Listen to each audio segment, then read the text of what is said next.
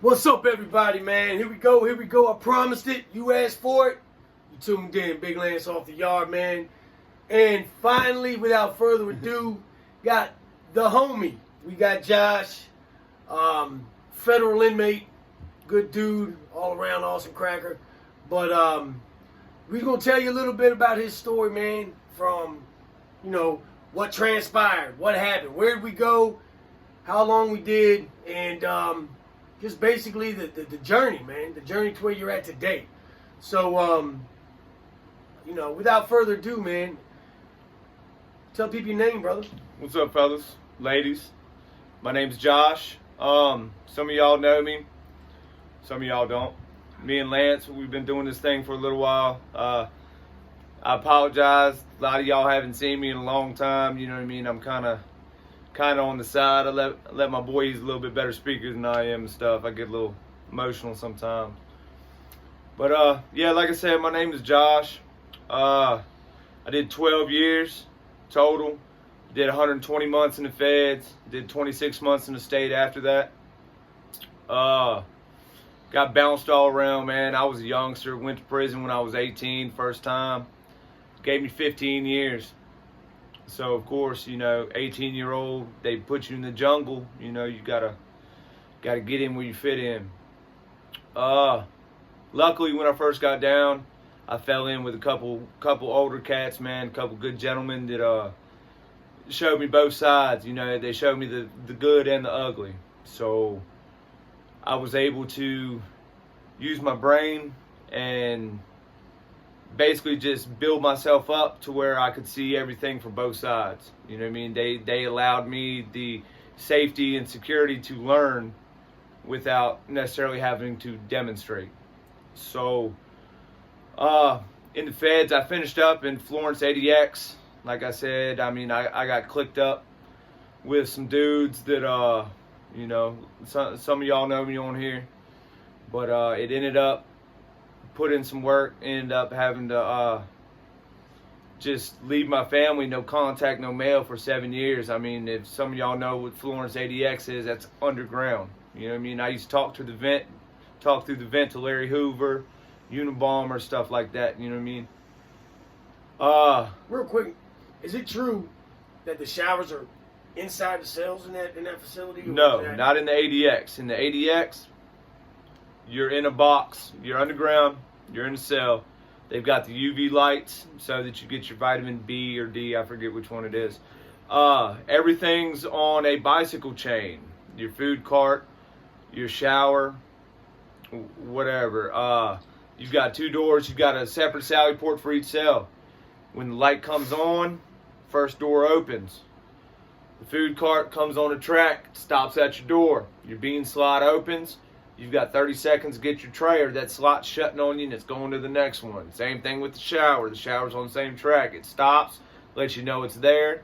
You walk into the shower. You have a 15-minute shower. It doesn't matter if you've got soap in your eyes.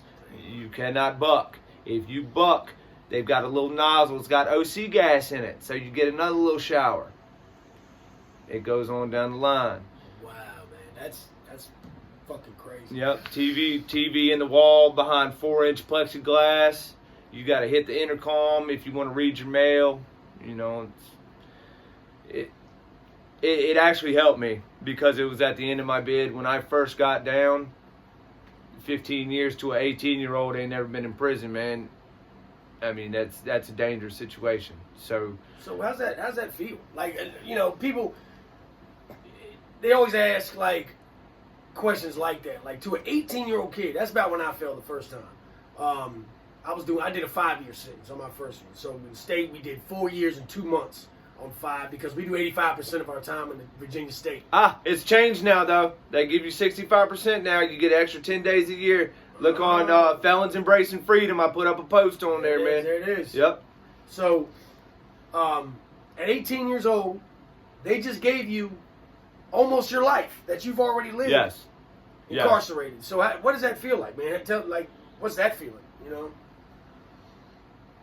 It went from fear to anger to fuck it, this is my life. I might as well be the baddest. I might not be the biggest, but I learned how to be kind of scary, man, just to protect myself.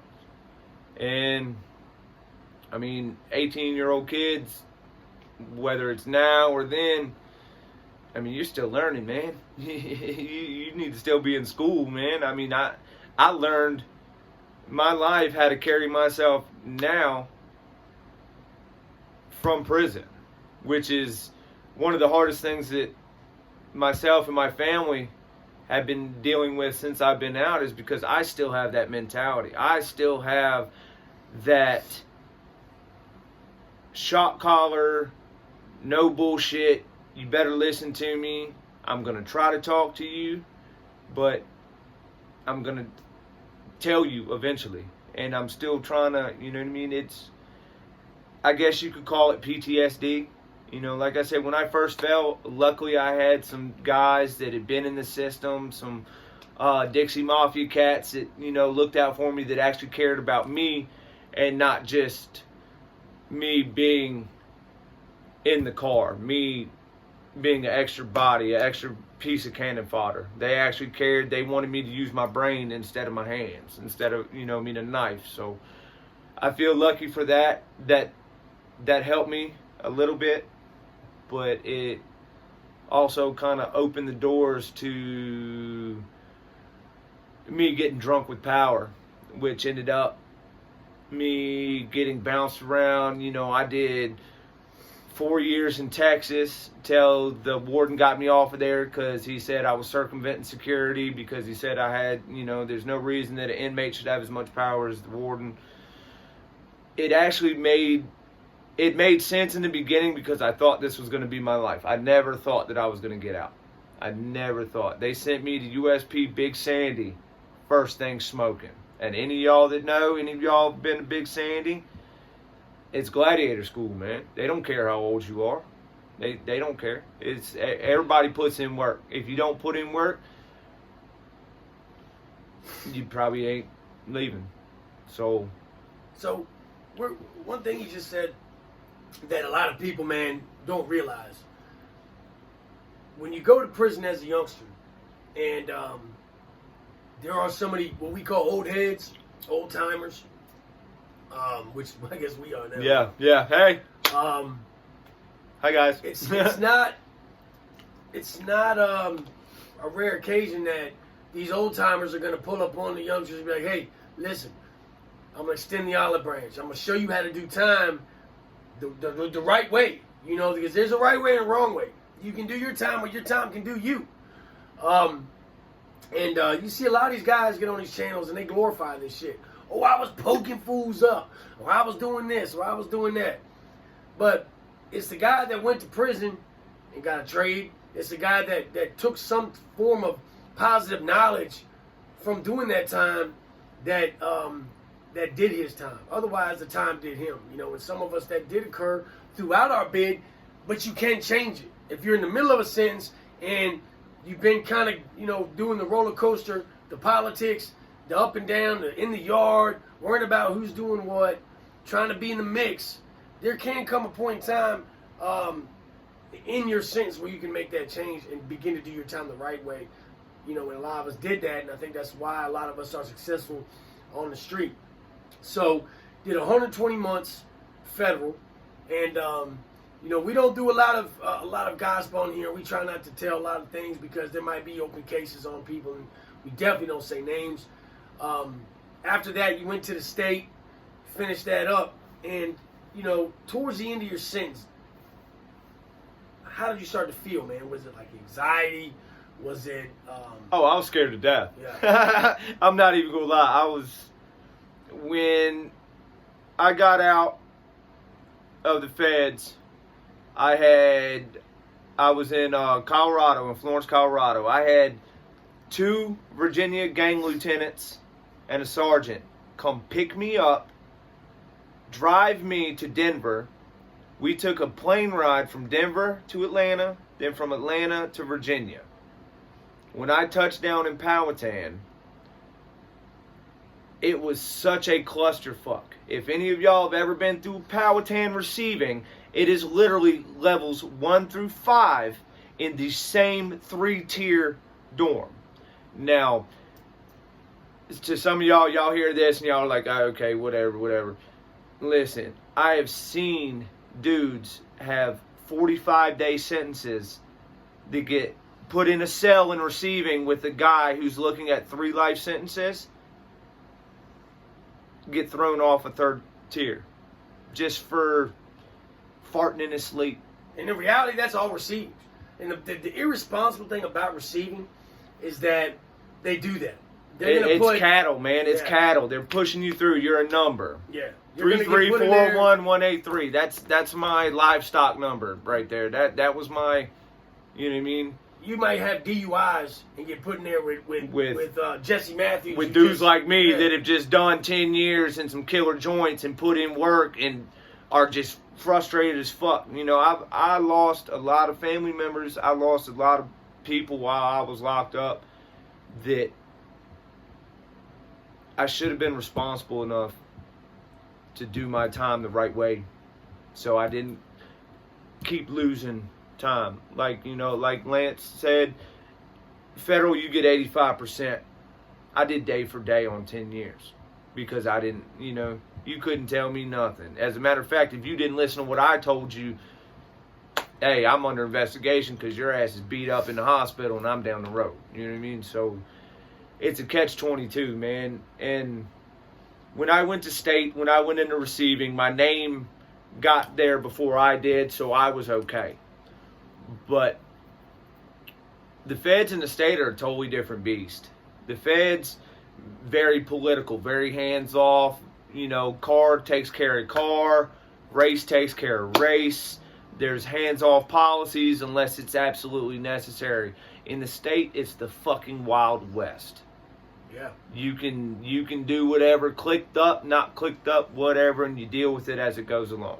The problem with the state, this is how I always put it. Like the federal system, you have criminals, you have organized crime, you have legitimate gang leaders. It's a little bit more structured. It's a lot more structured. In the state, you've got your junkies. You got junkies and drug addicts organizing. Yes. So when you have an unstable foundation from the break, it's going to be unsuccessful. It's going to crumble every That's time. why a lot of these guys get into the state and they come home and they're right back because they didn't, like, you know, one thing I know about, you know, being a part of an organization is that what I used to try to do is build my guys to be assets, build my guys to be smarter than the other guys, be more in tune and in depth with self-mastery, like we always talk about on the show, because it takes a knowledgeable individual to try to navigate through the politics of real organized crime, man. And if you study that shit, not only do you learn how they were successful, but you learn how they were unsuccessful. Read books. Yeah, all day I've long. read thousands of books. Thank you to every CO that locked me in solitary and put me in Supermax because, yes, I've literally read a library of books. I don't know if you've seen it, but I'm actually doing a study every morning right now in the Art of War. I'm doing chapter by chapter. Ah, Sun Tzu. Yeah, Sun Tzu. Hey, and listen to that shit. It's definitely been, it's helped some people out on this channel. That's fantastic. You know. Read. Reach out to people that can help you. You don't have to listen to everything, but take tidbits and use them for your own self. And books will help you. I mean, I'm not talking about fantasy books. I'm talking about psychology books. I'm talking about human anatomy books. I studied one of my big brothers had me study a human anatomy book for when we went to war on the yard. Know how to kill people. Where's your vitals at? People don't think about that. I've got holes in my legs from standing over. We got into a riot with the Mexicans in Three Rivers, Texas. Now, if any of y'all been through something like that, it's free rec. Unless you're catching the body or unless you're in the camera, it's free rec. I've got over a dozen holes in both my ankles from stepping over dudes that weren't, they were playing possum. You don't have to deal with that in regular life. You don't learn how to do that. One thing that they used to see, like we would do, is like we go in the cell, and you have one of the new guys come in, one of the new booties, and you say, "Look, man, I'm gonna show you." Yep. You would make a makeshift blade, and you would show him. Where's the kill shot? Kill shot. Kill shot. Just like Bill the Butcher did in Gangs of New York. Yes. When he was showing young Leo where to kill people. These are the same principles we're learning in prison because it is a brutal world. It's a savage world. It's a third world country, man. Yeah. It is a sovereign country of whatever we want it to be. You know, they say that, you know, hey, this prison, we've got this many guards, we've got this many wardens, whatever. Listen, I've been to two different kinds of prisons. One kind is where the COs run it. The other kind is where the inmates run it. My personal opinion, I'd rather be at one where the inmates run it, because that means that there are solid individuals that know what they're doing and the staff have let them run it. I can't tell you how many times I've been called to a lieutenant's office or the warden's office because one of my guys have gotten out of line, and they've asked me if I'm responsible for not teaching them the right way to do things. Now, real quick, getting out. So, how did you transition? Like, what was the transition process for you, and what have been the struggles, the pluses and the minuses? You know, what's been good for you and bad for you? Getting out. I got out August 17th, 2017. I left. My father came and picked me up. I got that elation, you know, from I almost got into a fight 5 minutes getting ready to walk out the door because they weren't opening the gate fast enough. I almost beat the CEO up because he wasn't talking the right shit, and I knew my family was out waiting on me. So it's one of those things. Yeah, okay.